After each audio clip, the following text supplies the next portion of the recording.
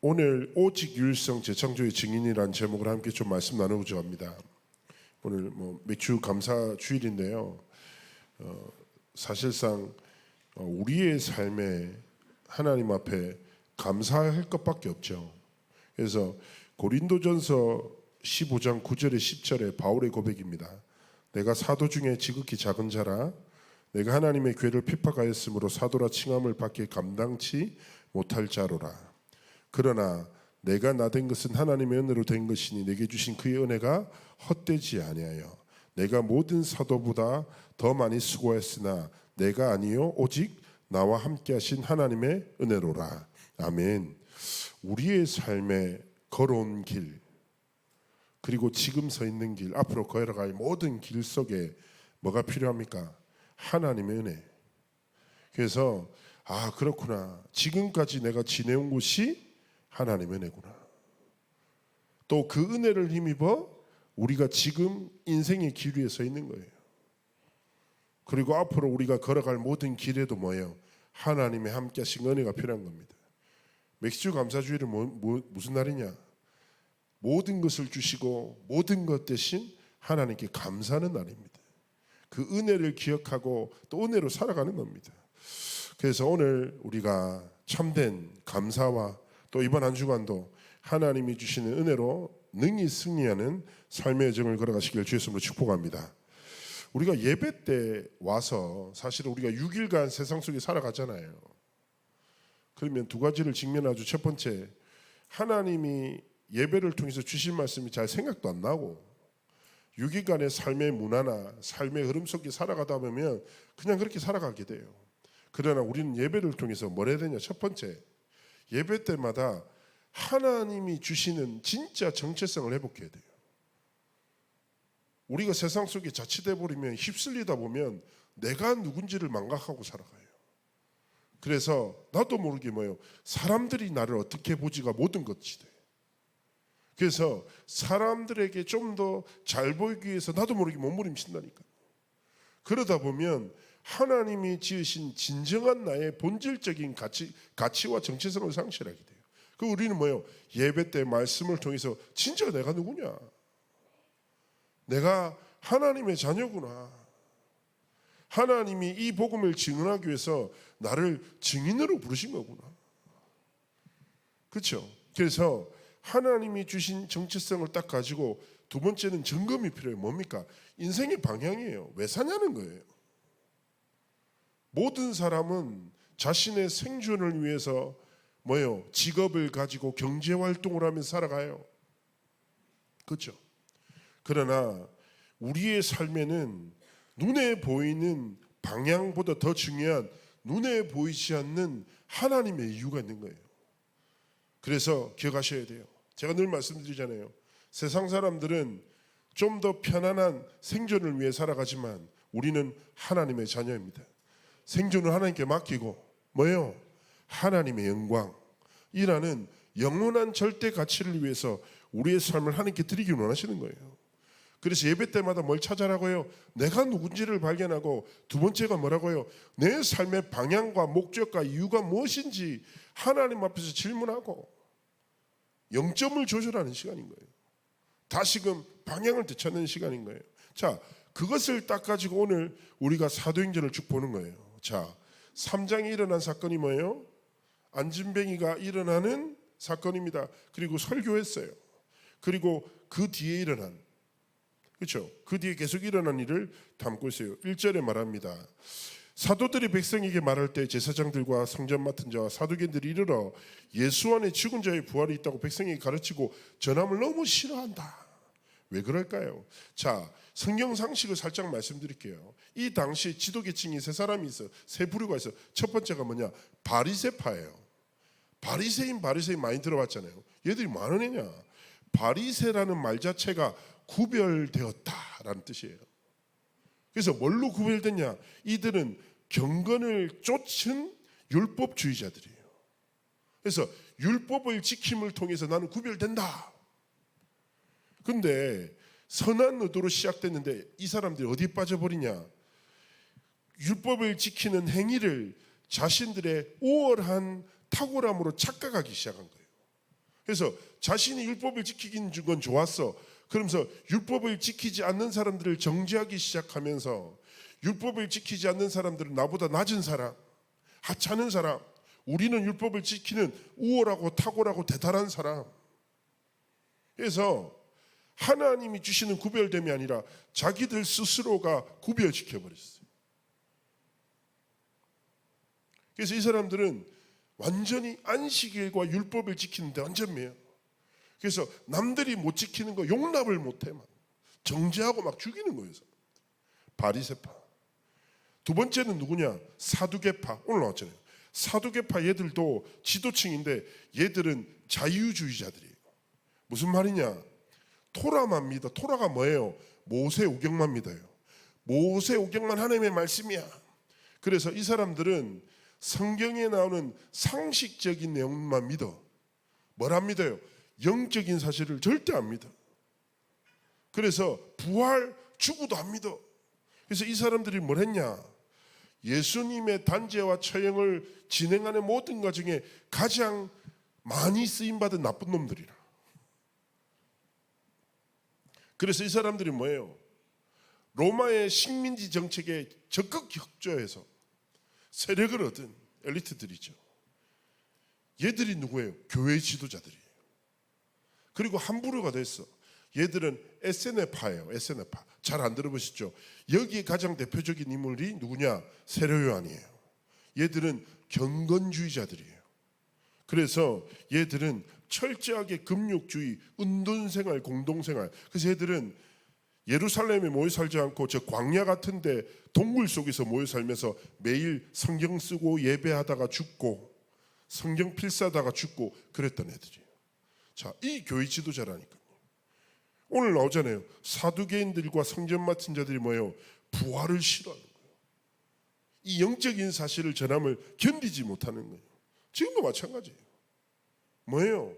자기 막 의를 주장해. 바리새파처럼. 예? 그러면서 막 전혀 복음 아닌 것으로 막 사람들을 공격하고. 그렇죠? 연약한 사람을 통해서 하나님의 마음을 느끼는 것이 아니라 자기가 대단한 것 같고 막 착각하고. 사두개파 뭐예요? 대단한 지성인 같은데 영적으로는 아무것도 몰라. 근데 자기들이 모든 걸 아는 것처럼 착각해요. 성경을 주신 하나님이 영적인 분이신데 하나님이 성경 속에 두시는 영적인 비밀은 전혀 깨닫지 못하고 뭐예요? 누구나 볼 수 있는 상식적인데 완전 매어 살아가는 거예요. 자, 그런데 어떻게 됩니까? 이 사람들이 딱 볼 때 답답한 일이 생기는 거예요. 얘들이 소란을 일으켜서 잡았는데 이미 이들의 말씀을 들은 사람 중에 뭐예요? 믿는 자가 뭐예요? 남자의 수만 5천이다. 이렇게. 남자의 수만 5천. 그러면 여자의 수와 어린아이들은 어떻게 되겠습니까? 일반적으로 보세요. 교회에 남자가 많아요? 여자가 많아요? 여자가 많아요. 아마 이때도 그러지 않았을까? 그래서 최소한 베드로가 솔로몬의 행각에서 지난주 설교했잖아요. 근데 그 설교를 듣고 전달돼서 한 2, 3만 명의 사람들에게 하나님의 복음이 전달된 거예요. 그렇죠? 그래서 이미 잡았지만 자신의 이익과 자리에 방해될까 봐 잡았지만 이미 하나님의 복음은 널리 전해진 거예요. 그래도 이들이 있을 수는 없으니까 이번에 뭔가 선을 딱 그어야 됐다 생각해서 사내들인 공회에서 뭐예요? 이튿날 관리들과 장로들과 서기관들이 예루살렘에 모였는데 대제사장 안나스, 가야바, 요한과 알렉산더와 대제사장의 문중이 다 참여. 얘들이 사내들인 공회, 종교 지도자들이에요. 신문하는 거죠. 그러면서 얘기하는 거예요. 사도들을 가운데 세우고 묻되 너희가 누구의 권세와 누구의 이름으로 이를 행하였느냐? 자, 잘 보셔야 됩니다. 베드로를 쭉 보세요. 초질감 보세요. 베드로는요, 모든 상황과 모든 순간과 모든 문제를 통해서 하나님의 중요한 뜻과 계획을 깨닫고 뭐합니까? 그리스도를 나타내고 증거하고 전달되는. 그래서 제가 요즘에 사도행전을 볼수록 그리스도밖에 안 보여요. 보십시오. 어떻게 됩니까? 내가 예수 그리스도의 안진뱅이를 일으켜 이 사건으로 사람들이 모여들어 그리스도를 증거할 기회구나. 그리고 여기 어디입니까? 사내들인 종교 지도자의 어떻게 보면 가장 부담스러운 상황 속에서도 뭐합니까? 성령의 충만함을 입어 뭐합니까? 그리스도의 복음을 전해요. 뭐라고 합니까? 8절에 베드로가 성령이 충만하여 이르되 백성의 관리들과 장로들아 선포하는 거예요. 만일 병자들에게 행한 착한 일을 어떻게 구원받느냐 말한다면 너희와 모든 이스라엘 백성들 알아라. 바로 너희가 십자가에 못 박고 하나님이 죽은 자 가운데서 살리시니 복음이죠. 너희는 십자가에 못 박았지만 하나님이 죽은 자 가운데서 살리신 뭐요? 나사렛 예수 그리스도의 이름으로 이 사람이 건강하게 되어 너희 앞에 섰다. 복음을 선포하는 거예요. 그러면서 뭐라 합니까? 이 예수는 너희 건축자들의 버린 돌로서 무슨 말입니까? 너희들이 건축자들이 아무 쓸모없는 돌이라고 버렸지만 하나님은 이 그리스도를 집 모퉁이의 머릿돌이 되게 하셨다. 자, 여기서 말하는 머릿돌은 무엇입니까? 건축물의 가장 근간이 되는 기초석이에요.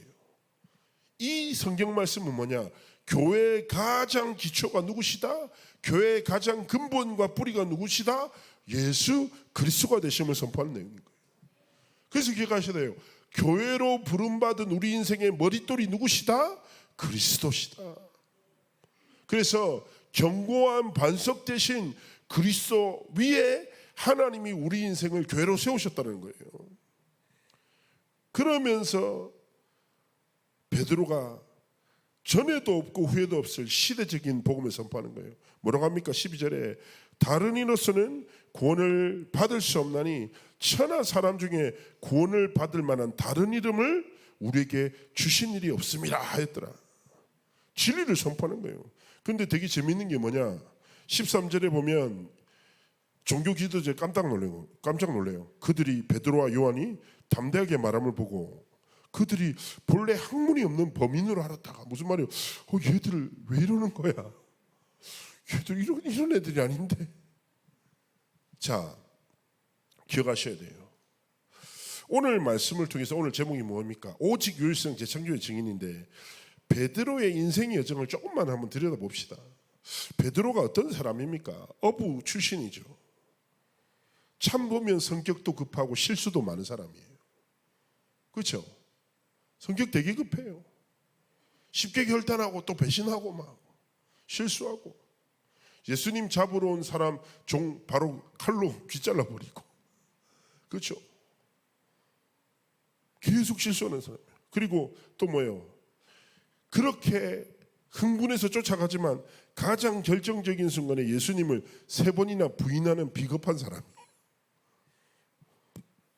믿음도 있지만 겁도 많고 실수도 많은 연약한 인생이에요. 우리도 그렇잖아요. 우리도 어떻게 보면 실수도 많고 연약하고 겁도 많고 쉽게 흔들린 연약한 인생이에요. 그러나 중요한 것은 무엇입니까? 베드로가 누구를 만났냐는 거예요. 예수 그리스도를 인생의 주인으로 만나게 된 겁니다. 우리가 인생 속에서 경험할 수 있는 최고의 기적이 무엇이냐? 하나님의 은혜로 말미암아 그리스도의 복음을 듣고 믿고 깨닫는, 그래서 우리의 삶의 여정이 우리를 지으신 하나님이 기뻐하시는 삶과 길을 걸어갈 수 있도록 은혜를 받은 것이 최고의 축복인 줄 믿습니다. 그렇다면 베드로가 만난 그리스도를 통하여 하나님은 베드로를 일생 동안 증인의 여정을 걸어가게 하셨다면 우리도 마찬가지인 거예요. 자, 첫 번째 무엇입니까? 베드로는 오직의 증인이었습니다. 어떤 오직의 증인입니까? 베드로는 가이사라 빌립보 지방 앞에서 예수님의 질문 앞에 고백하죠. 이때 예수님의 말씀이 뭐예요? 예수께서 대답하여 가라사대 16장 17절에 바요나 시모나 내가 복이 있도다. 이를 내게 알리게 하니는 혈육이 아니요 하늘에 계신 내 아버지시니라. 자, 이 말씀이 너무너무 중요한 거예요. 우리가 어떻게 하나님의 진리의 복음을 듣고 깨달을 수 있습니까? 우리의 노력과 방법이 아니라 뭐요? 성삼위 하나님이 주시는 은혜로 인해 우리가 하나님의 진리의 복음을 듣고 깨닫게 되는 거예요. 그렇다면 우리의 삶 속에 오직의 복음을 깨닫는 하나님의 은혜가 필요한 겁니다. 그래서 혹시 우리 성도님들 중에서 교회를 다니지만 진짜 복음의 비밀 깨닫고 싶은 분 계세요? 그 말씀 붙잡고 기도하세요. 뭐라고 합니까? 분명히 얘기하잖아요. 하나님이 예수님께서 말해요. 바요나 시몬아 네게 복이 있도다 뭐예요? 이를 내게 알게 하는 이가 하늘에 계신 내 아버지시다. 그래서 에베소서 2장 8절에도 말하는 거예요. 너희가 그 은혜를 인하여 믿음으로 말미암아 구원을 얻었나니 이것은 너희에게서 난 것이요 아니요 하나님의 선물이라. 우리의 삶에 하나님 아버지의 은혜와 선물로 인해 우리가 오직의 복음의 증인으로 살아갈 수 있는 거예요. 그래서 다른 것이 아니라 그렇습니다. 종교개혁자였던 칼빈은 이 은혜를 이렇게 표현해요. 불가항력적 은혜다. 우리의 삶에 뭐요? 모든 불신앙을 무너뜨리고 모든 염려를 무너뜨리는 오직의 복음을 깨닫는 불가항력적 은혜. 그렇죠? 우리가 복음의 집중을 통해서 뭡니까? 하나님 내게 진짜 오직 예수 그리스도의 복음 앞에 인생의 결론을 내릴 수 있는 불가항력적인 은혜를 체험한 증인의 길을 걸어가도록 축복해달라고. 정말 하나님 앞에 서기를 원하는 거예요. 이 사람에게 하나님이 베드로가 고백했던 마태복음 16장 16절에 주는 그리스도시요 살아계신 하나님의 아들이십니다. 그래서 오늘 우리가 진짜 낮에 말씀에도 주었지만 뭐예요? 영원하신 그리스도, 완전하신 그리스도, 모든 것 대신 그리스도가 우리 인생의 주인 되셔서 우리의 삶을 붙잡고 살아가시도록 뭡니까? 하나님 정말 내 삶이 오직의 복음의 증인되도록 하나님 내게 은혜를 달라고 정말 기도하기 원하시는 것입니다. 그래서 에베소서 3장에도 말하는 거예요. 19절에 뭐라고 합니까? 너희가 그 넓이와 길이와 높이와 깊이가 어떠함을 깨달아 하나님의 충만하신 것으로 너에게 충만하게 하시기를 구하노라. 아멘. 제가 사역을 딱 하는데 사역을 할 때 어떤 문제를 만난 사람을 만나든지 문제에 따라서 답을 주지 않죠. 그래서 뭐합니까? 유일한 답을 전해요. 어떤 문제를 만나고 어떤 상황을 만난 사람을 만나든지 뭐예요? 예수 그리스도의 복음을 전해요. 뭐 저는 이렇게 많은 분들 만났죠. 뭐 중독에 빠진 분도 만나고, 그 다음에 사기당한 분도 만나고, 그 다음에 정신적인 문제 때문에 자살하고 싶은 사람도 만나고, 다양한 문제를 만난 사람 만나잖아요. 그런데 저는 전하는 답은 한 가지거든요. 딴 말 할 말도 없고, 문제 따라서 다른 답을 전하는 게 성경이 아니거든요. 성경은 어떤 문제가 있어도 한 가지 답을 전하는 게 성경이니까. 근데 현장을 딱 가다 보면 이 말씀을 귀로 듣는 사람이 있어요. 어떤 사람은요 마음으로 믿어요. 자, 중요한 것은 무엇입니까? 선포되는 말씀보다 더 중요한 건 뭐예요? 그 선포되는 말씀이 내 영혼에 심겨지고 내 삶의 믿음의 고백으로 연결되는 거예요. 그래서 제가 전에 한 분이 쉽게 얘기하면 너무 믿었던 분한테 사기를 당해서 큰 피해를 보게 된 거예요. 그러면서 24 그 사람에 대한 배신감과 분노 때문에 잠도 못 자겠더래요. 돈이 문제가 아니라는 거예요. 돈도 돈인데 어떻게 이 사람이 나한테 이러지? 그래서 이분이 쉽게 얘기하면 같이 잘 지내던 권사님한테 2억 정도를 사기당했단 말이에요. 어떻게 했냐고 마음이. 그러니까 막 하고 고소를 하려고 하고 막 지내는데 다 힘들어. 그래가지고 막 권사님이 저한테 막 다락방 할 때마다 막 한 30분 동안 그 권사 욕하다가 회개했다가 또 욕하고 막 계속 그러는 거예요. 그래서 제가 권사님한테 이렇게 얘기했어요. 저 못 말하겠어요. 권사님, 알겠습니다. 권사님, 이 이야기 저한테만 하시냐고. 아니요. 일주일에 한 몇 명한테 얘기한지 한번 점검해 보자고 그랬더니 이분이 똑같은 그 자기한테 피해를 줬던 권사에 대한 이 이야기가 아시잖아요. 상처받으면 계속 얘기 반복하다 보면 레파토리가 정리돼. 그러잖아요. 포인트가 정리되면서 더 간결하고 깊이 있게 얘기를 계속 전달하게 되거든요. 왜 사람이 똑같은 얘기를 계속 반복하면 깊어진단 말이에요. 근데 이분이 딱 살려보더라고. 그러더니 자기가 매주 24명한테 이 얘기를 전한다는 거예요. 자기가 상처받은 거, 사기당한 거 어떻게 그럴 수 있지? 그래서 가장 가까운 사람들, 가족을 비롯해서 가장 친한 사람, 가장 자주 만난 사람한테 매일 이야기한다는 거예요. 그러네요. 제가 얘기했어요. 2억이 큰 돈인데 권사님은 2억보다 더 중요한 게 권사님의 삶의 여정이 아닙니까? 권사님은 가장 가까운 사람들에게 상처와 원망과 실패를 막 전달하다가 하나님 앞에 불러갈 겁니까? 돈은 이미 사기는 벌어졌어. 그럼 하나님이 권사님께 원하시는 게 뭐라고 생각하십니까? 사람이 실수할 수 있고 실패할 수도 있잖아요.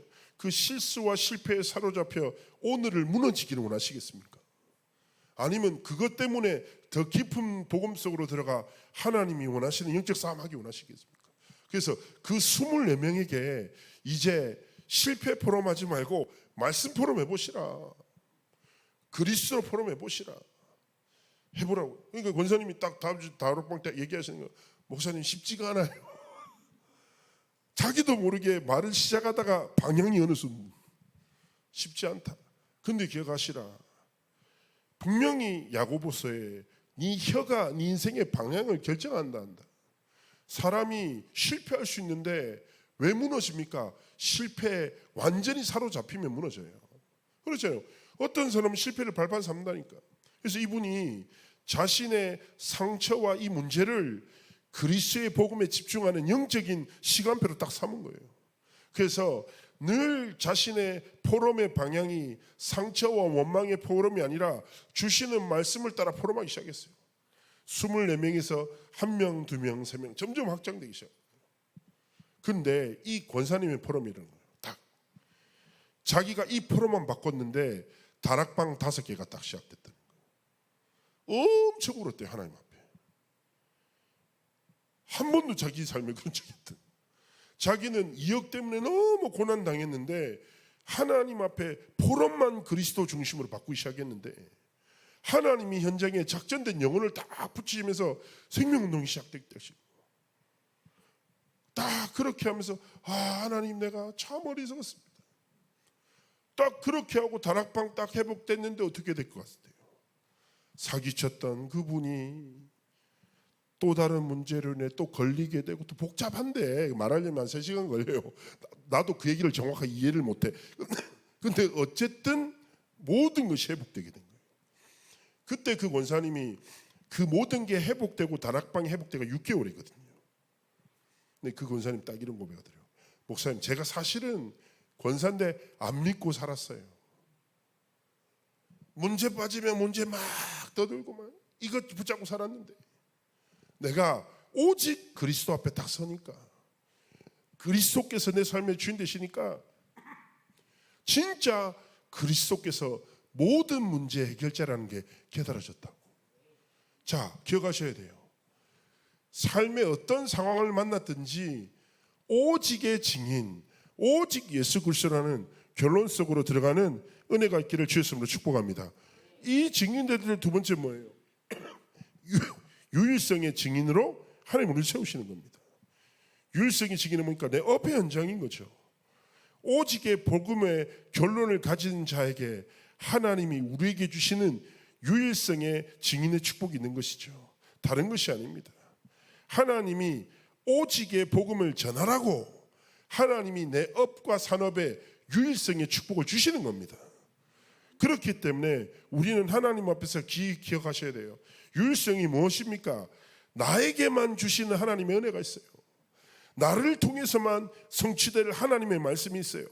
나의 산업을 통해서 나타날 하나님의 영광이 있고 나의 삶을 통해서 구원을 받기로 작정된 영혼들이 있다니까요. 내 인생을 통해서 하나님의 복음이 전파될 237 5천 종족이 있다는 분명한 사실을 붙잡고 하나님 앞에서 뭐예요? 하나님 내가 유일성의 증인, 나에게만 주시는 하나님의 은혜와 그 성취와 하나님의 영광의 증인으로 서겠습니다. 딱 이거 붙잡고 어디 속으로 데려야 됩니까? 바로 첫 번째 뭐예요? 삼집중이에요. 정말 유일성의 증인으로 세우시도록 낮과 아침과 낮과 밤 속에 뭐예요? 깊이 하나님과 소통하고 하나님 바라보고 3세팅이 무엇입니까?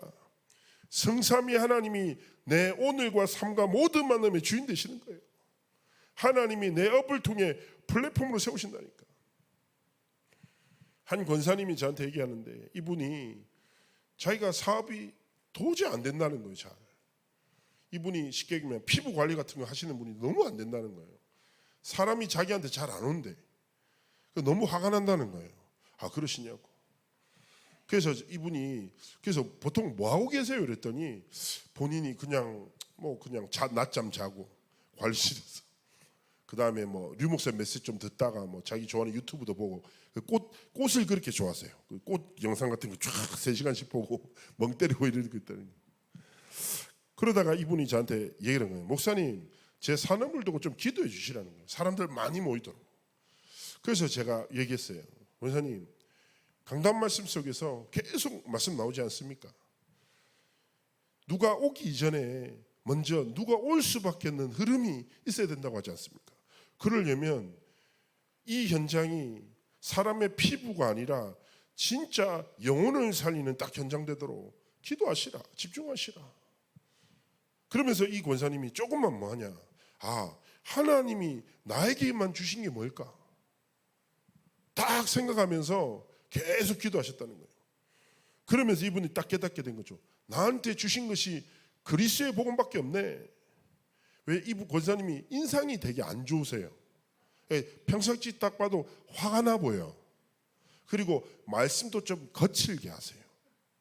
약간 말을 하는데 가시가 돋치듯이 푹푹 찌르거든요. 그래서 본인이 얘기하셔. 사람들이 저를 안 좋아하고 저도 사람들을 안 좋아한다는 거예요. 근데 이분이 사람을 대하는 일을 하는 거예요.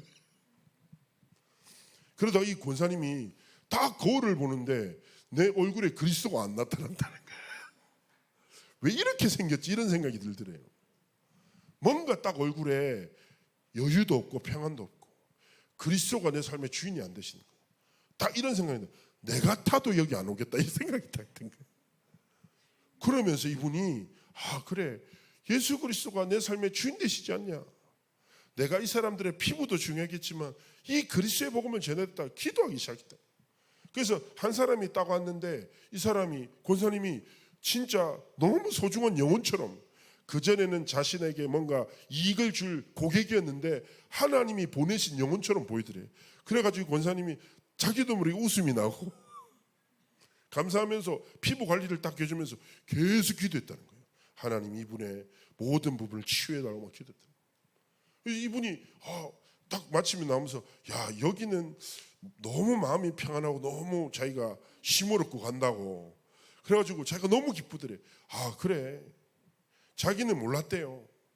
아, 내가 진짜 그리스도로 충만한 그 은혜로 모든 것을 행할 때 그리스도가 자기 삶을 통해서 나타나는구나. 그래서 결국에는 이 권사님도 그 업체가 결국에는 어떻게 했냐, 지교의 응답을 누릴 만큼 하나님의 은혜를 주셨거든요. 중요한 것은 무엇입니까? 하나님이 나에게만 주실 그 은혜, 성취, 역사, 유일성의 축복이 있다니까요. 이것 가지고 뭐예요? 세 번째, 삼응답 속으로 날마다 들어가는 거예요. 문제와도 괜찮다, 갈등 위에도 상관없다, 위기와도 괜찮다는 거예요. 왜요? 그 속에 분명한 하나님의 닭과 위에가 하나님의 시간표가 있기 때문이죠. 그리고 세 번째는 무엇입니까? 재창조의 증인이에요. 무슨 말입니까? 우리 인생 전체를 말하는 거예요. 고린도후서 5장 17절에 뭐합니까? 그리스도 안에 있는 우리는 하나님의 것이다. 우리 인생 전체를 성삼위 하나님이 주인 되신다. 그래서 중요한 것은 무엇입니까? 깨달으셔야 돼요. 첫 번째 뭐냐? 우리는 하나님이 주신 영적 정체성을 분명히 가지고 살아가야 됩니다. 하나님이 우리를 어떤 재창조의 증인으로 해요? 237 치유 서밋의 지도자로 우리를 부르신 것이다. 또 뭐예요? 237 나라 살리고 5천 종족 살릴 하나님의 그릇으로 준비하셨다. 그렇기 때문에 우리의 산업과 우리의 업이 하나님이 가장 기뻐하시는 조금만 전도와 선교와 렘넌트 운동에 방향 맞추고 하나님 앞에 살아가는 거예요. 그리고 뭡니까? 하나님이 우리에게 주신 현장이 뭐예요? 가정과 교회입니다. 그렇죠?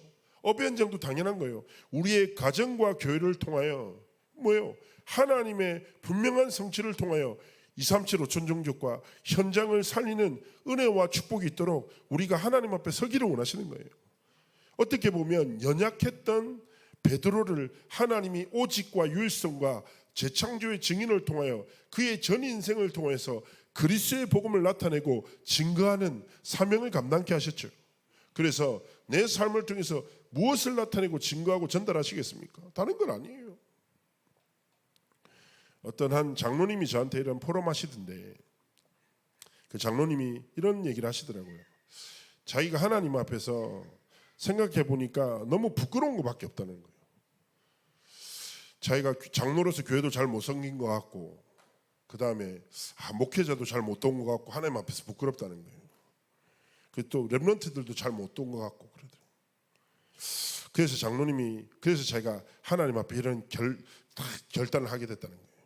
뭐냐면, 그래 하나님, 내가 더 이상 후회하지 않겠습니다. 하나님 앞에 후회하지 않고 더 이상 하나님 앞에서 망설이지도 않고 하나님이 내게 남은 모든 날들을 계수해서 정말 하나님의 나라와 교회와 전도자와 렘넌트를 위해서 시작하겠습니다. 다 그 고백을 하시는데, 그렇죠. 우리 삶도 마찬가지인 거예요. 우리가 지금까지 어떻게 살았다 상관없어요.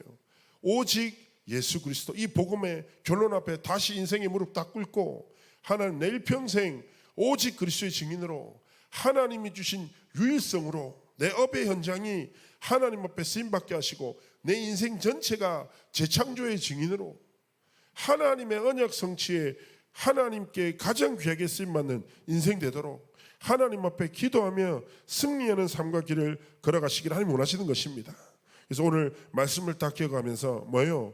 천하인간의 구원을 주시는 유일한 이름 예수 그리스도, 이 이름의 증인으로 오직 유일성 재창조의 증인으로 여러분의 삶이 하나님께 드려지기를 주의 이름으로 축복합니다.